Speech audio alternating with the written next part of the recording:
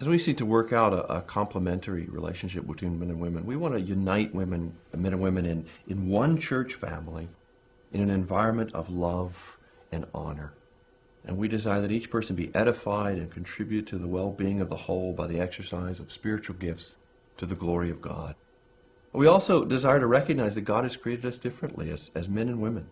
And this difference ought not to be ignored, but appreciated as a gift from God. And in the context of the family, we affirm God's intention for husbands to exercise loving headship and for their wives to respond in gracious submission. But what that will look like will vary in every home.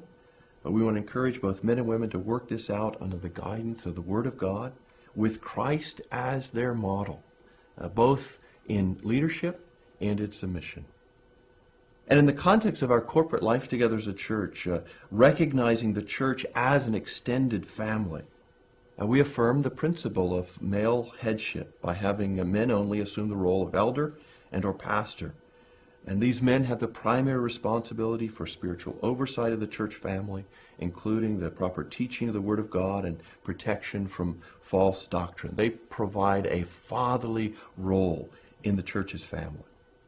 And in line with the instructions of 1 Timothy 2, men only, under the authority of elders and pastors, will teach in the gathered assembly of the church. And this is primarily our Sunday morning worship service, but this could apply to other gatherings of that sort.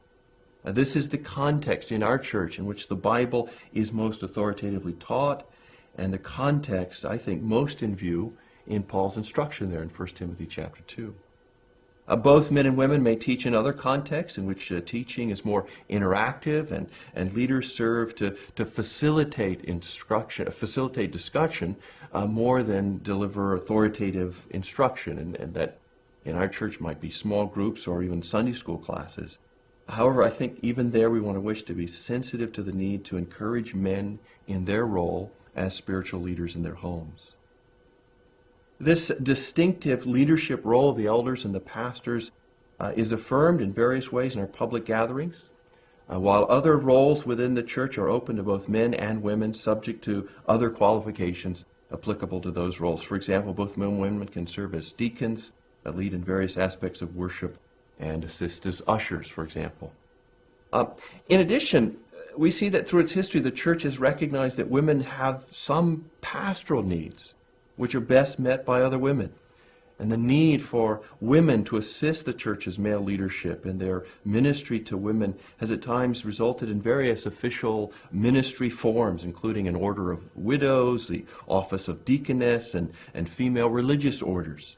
The church family needs a motherly dimension to its leadership. And to meet this need in our church, we've created a team of 5 spiritually mature, godly women who will assist the pastors and elders in their pastoral oversight of the women in the church. This team is appointed by the elders.